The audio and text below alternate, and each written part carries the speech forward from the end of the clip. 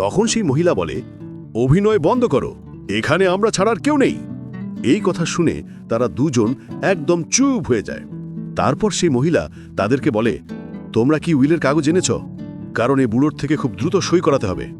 তখন তারা দ্রুত কাগজ বের করে দেয়, আর সেই মহিলা দাদাজির হাতে কলম ধরিয়ে সই করাতে থাকে। অন্যদিকে আমরা বাড়ির বাইরের দৃশ্য দেখি, যেখানে মিস্টার ফু চারুর সঙ্গে আসে। তখন চারু হঠাৎ বাড়ির ভেতর থেকে কালো রঙের শক্তি বেরোতে দেখে।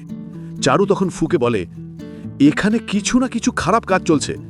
মিস্টার ফু অবাক হয়ে জিজ্ঞেস করে, তুমি কি বোঝাতে চাইছো? তখন চারু বলে, আমি গাড়িতে কিছু জিনিস রেখে এসেছি, তাই আপনি আগে যান, আমি একটু পরে আসছি। তখন ফু কিছু না বলে ভিতরে চলে যায়। সে যেতেই চারু তার ম্যাজিক শক্তি ব্যবহার করতে শুরু করে। তার হাত থেকে কিছু ম্যাজিক্যাল শক্তি বের হয়ে বাড়ির দিকে ছুটে যায়, আর মুহূর্তের মধ্যেই পুরো বাড়ির কালো শক্তি উধাও হয়ে যায়। তারপর চারু অনেক খুশি হয় এবং বলে, ওয়াও, আমি সত্যি দারুণ বুদ্ধিমতী, এখানে দাঁড়িয়েই সবকিছু ঠিক করে ফেললাম। এরপর সে আঙুল দিয়ে এক তুড়ি বাজাতেই দাদাজির মাথা একদম ঠিক হয়ে যায়। তখন সে সই করতে গিয়ে হঠাৎ থেমে যায় এবং সামনে থাকা তিনজনের দিকে তাকিয়ে বলে, তোমরা সবাই খুবই চালাক এবং খারাপ লোক।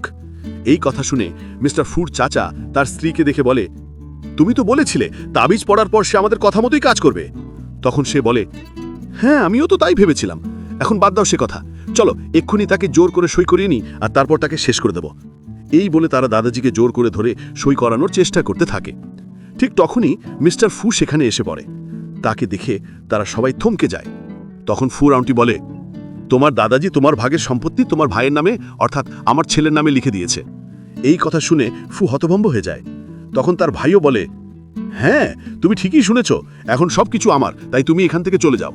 তখন ফু রেগে বলে, তোমরা সবাই পাগল হয়ে গেছো। তখন জিনের বাবা চিৎকার করে বলে, আমরা পাগল না, বরং পাগল তুমি। তুমি তোমার নিজের মাকে হত্যা করেছিলে, আর এখন তোমার দাদাও নানা যাচ্ছে। এসব তোমার কারণে হয়েছে, কারণ তুমি খুবই অশুভ। তারপর জিনের মা দাদাজিকে উঠিয়ে বলে, বাবা, আপনি নিজেই বলুন, এই ছেলে কেমন, আর আপনি ওকে এই বাড়ি থেকে বের করে দিতে চান? তখন দাদাজি ধীরে ধীরে উঠে আর বলে, তুমি কারোর উপকারে আসো না, সবাইকে ধ্বংস করো। তুমি অভিশপ্ত, তাই তুমি এখান থেকে চলে যাও। তখন জিনের বাবা বলে, শুনলে তো, এখন এখান থেকে বেরিয়ে যাও। আর সে সঙ্গে সঙ্গে বডিগার্ডদের ডেকে আনে। গার্ডরা ভিতরে ঢুকতেই ফু চিৎকার করে বলে, তোমরা আমার দাদাজির সঙ্গে কি করেছ? ঠিক তখনই চারুও সেখানে এসে পড়ে। সে মিস্টার ফুয়ের দিকে তাকিয়ে দেখে তার শরীর থেকে কালো শক্তি বেরোচ্ছে।